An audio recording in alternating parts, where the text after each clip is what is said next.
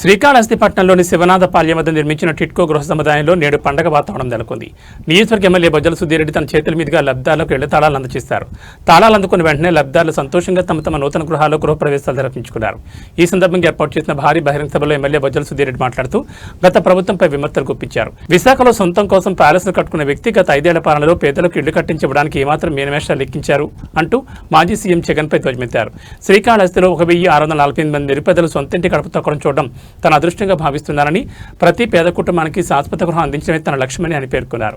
కూటమి ప్రభుత్వం అధికారంలోకి వచ్చాక గత 21 నెలల్లో పేదలకు ఇళ్ల పంపిణీ జరగడం ఇది రెండోసారి. గత ఏడాది నవంబర్లో 3 లక్షల మందికి ఇళ్లు ఇవ్వగా నేడు రాష్ట్ర వ్యాప్తంగా 2.50 లక్షల మంది ఒకే రోజు గృహప్రవేశాలు చేయడం ఒక చరిత్రని ఆయన కొనియాడారు. 2029 నాటికి రాష్ట్రంలో ఇళ్లు లేని ప్రతి ఒక్కరికి సొంతింటి వారిని చేసే బాధ్యత నాది అని ఎమ్మెల్యే సుధీరెడ్డి హామీ ఇచ్చారు. శ్రీకాళహస్తిలో ఇంకా ఇల్లు కావాల్సిన అర్హులైన పేదలకు త్వరలోనే శాశ్వత గృహాలు అందజేస్తామని ఆయన స్పష్టం చేశారు.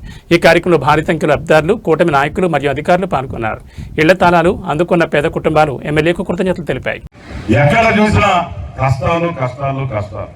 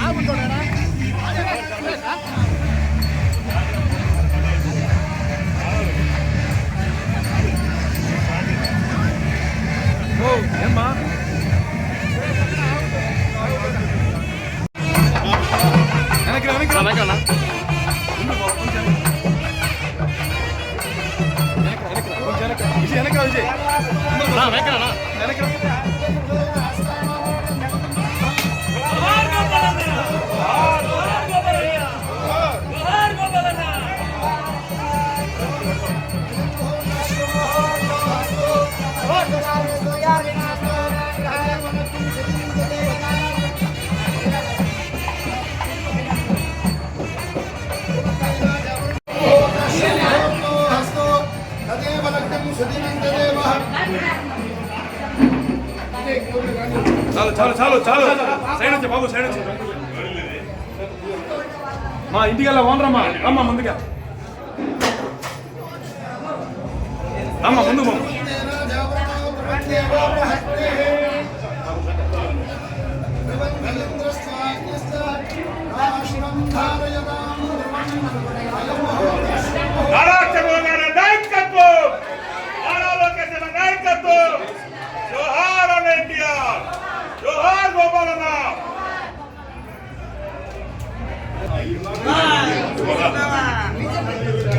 మా ఇంటికి వెళ్ళా ఓనరమ్మా.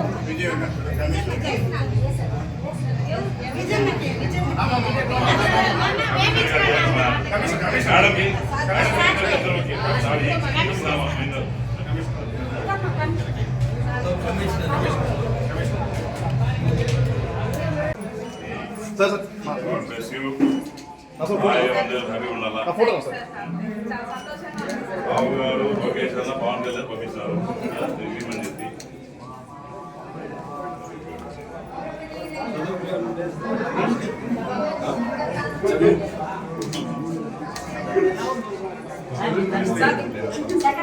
గోపాలన్నకి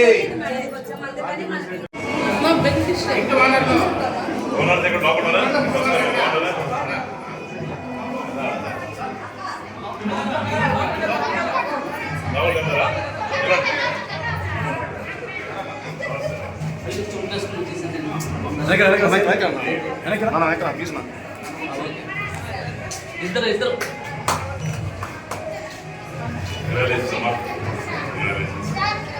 సొంతిల్లు కవర్ అయ్యిందా? అప్పుడు నాయన స్టార్ట్ చేశారు. చక్కగా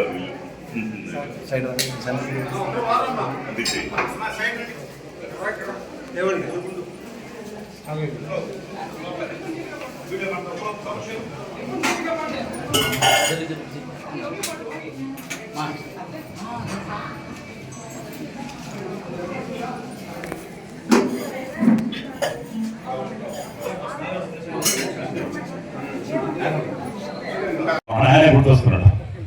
ఎందుకంటే ప్రతి ఒక్కరి మొహంలో చిరునవ్వు, ప్రతి ఒక్కరి మొహంలో ఆనందం.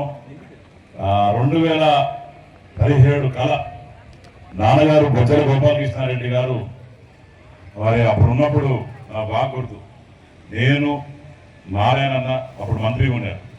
తర్వాత నాన్నగారు కూడా అప్పుడు ఆరోగ్యం బాగాలేని పరిస్థితి ఉంది. అప్పుడు అందరం వచ్చి టిట్కో ప్రారంభించి కొబ్బరికాయ కొట్టాం. కొబ్బరికాయ కొట్టిన తర్వాత ఆ రోజు అన్నాడు, నాయన అరే నేను రేపు ఉంటానో ఉండనో తెలియదు, కానీ ఇది మాత్రం ప్రతి ఒక్క పేదవాడికి చెందాలి, ఎక్కడ కూడా దీంట్లో ఎటువంటి అవకతవకలు జరగకూడదు. అందరూ కూడా ఇల్లులు ఎవరైతే 50,000, 20,000, 5,000, లక్ష కట్టున్నారో ప్రతి ఒక్క పేదవాడికి ఈ ఇల్లు చెందాలి అని మాట ఇచ్చి అడిగాడు. ఈరోజు ఆ గర్వంగా నాకు కలుపుకుంటున్నందుకు ఈరోజు ఆ మాట నెరవేర్చుకుంటున్నాం.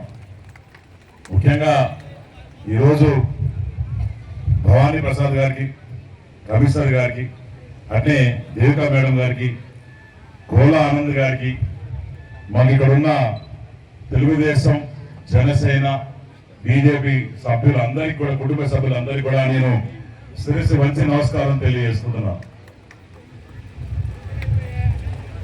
ఏం చెప్పినా తక్కువ, ఎందుకంటే ఇల్లు కట్టుకొని గృహప్రవేశం చేసేది ఎంత ఆనందంగా ఉంటుందో నాకు తెలుసు. పైగా మనకి ఇల్లు లేకుండా ఎన్నో కష్టాలు పడి మన పిల్లల్ని చదివించుకొని, కొంతమంది పిల్లలు కూడా పట్టించుకోలేని పరిస్థితిలో, కొంతమంది వృద్ధులైపోయి బాబు ఒక్కడికి ఆపమాలి, ఒక్కడికి ఆపండి ప్లీజ్, అయిపోయిన తర్వాత ప్రతి ఒక్క చేతులు పెడతారని చెప్పి ఈరోజు నేను మీ మనసులో మాటిస్తా ఉన్నాను. అంతేకాకుండా ఇంకా ఎంతో మంది పేదవాళ్ళు ఉన్నారు. ఇక్కడతో ఆగదు, ఈ ప్రస్థానం ఇక్కడతో ఆగదు. నేను ఈరోజు మళ్ళా మాటిస్తున్నాను, ఎవరైతే ఇల్లు లేకుండా ఊర్లలో కూడా పేదవాళ్ళు ఉన్నారో ప్రతి ఒక్కడికి 3 సెంట్ల భూమి ఇచ్చే కార్యక్రమం త్వరలో చేపట్టబోతున్నాం. అట్టే టౌన్ లో ప్రతిసారి అందరం వస్తున్నాం, ఎలక్షన్లలో మాట్లాడుతున్నాం, పోతున్నాం. నేను మొన్న అసెంబ్లీలో కూడా మాట్లాడాను. 3 సిలిండర్ల సంవత్సరానికి ఫ్రీగా ఇస్తున్నాడు, ఫ్రీ బస్సు కల్పించాడు, ఇట్లో ఇల్లు ఇస్తున్నాడు, డోక్రా లోన్లు ఇస్తున్నాడు, ఇలాగా చెప్పుకుంటూ పోతే అలాగే గోపాలన్న కళల ఇది స్కిల్ ఇంజనీరింగ్ కాలేజ్ అయితే దాన్ని మూసేసే పరిస్థితి తీసుకొచ్చారు. అది ఈ రోజు మళ్ళీ ఓపెనింగ్ చేశారు, వారి పనులే ఓపెన్ చేయించారు. ఇలాంటి ఎన్నో ఆర్ఓ ప్లాంట్లు పెట్టించారు. ఓకేనా? నమస్కారం. నా పేరు హరియమ్మ. నేను 2017లో 1,00,000 రూపాయలు కట్టాను. ఈ రోజు గోపాల్ రెడ్డి సారు మాకు పట్టా ఇచ్చారు. గంగమ్మ గారు మాకు